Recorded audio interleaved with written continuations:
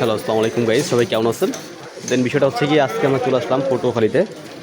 তো দীর্ঘদিন প্রতীক্ষার পরে আজকে পটুয়াখালীর রাস্তার যে কাজ চলমান ছিল সেটা হচ্ছে কি আজকে রড আসতেছে।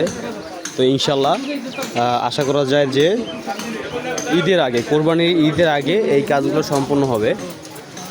তো এখানে দেখা যাচ্ছে যে যে রডের যে ভাঁজগুলো দিছে, তো ভাঁজগুলো হচ্ছে গিয়ে এই যে এখানে যে কাজ করছে, নিচে নিচে একটা দিছে, উপরে একটা দিছে, আর নিচে পলিথিন দিছে। তো আশা করা যায় আমরা কুরবানির ঈদের আগে ইনশাল্লাহ এই রাস্তা দিয়ে হাঁটতে পারবো। এখানে পাথর রাখছে, এখানে দেখা যাচ্ছে পাথর। তো এই রাস্তাটা নিয়ে অনেক দুর্ভোগ ছিল ইতিপূর্বে আমাদের। তো অনেক প্রতীক্ষার পরে আমাদের এই দুর্ভোগ কাটতেছে। তো আমরা যারা ছিলাম এইখানে, যারা দোকানদার ছিলাম বা এখনও যারা আসছে, তাদের বেচা কেনার অবস্থা খুবই খারাপ ছিল।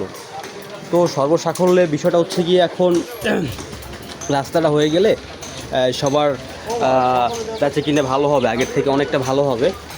আর বেচা কিনা যদি ভালো হয় ভাই, মন মেজাজ এমনিতেই ভালো থাকবে। তো এই রাস্তাটা ছিল যে মূল ইস্যু। এই রাস্তাটার কারণে হচ্ছে গিয়ে আমাদের মানে প্রচণ্ড সমস্যা হইতো।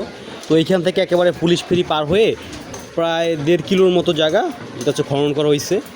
আর ইনশাল্লাহ কুরবানির ঈদের আগে ইনশাল্লাহ হয়তো বা আমরা এই রাস্তা দিয়ে হাঁটতে পারবো, চলার উপযোগী হয়ে যাবে।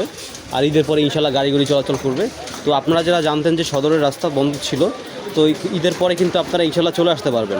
ঈদের পরে রাস্তা কমপ্লিট হয়ে যাবে।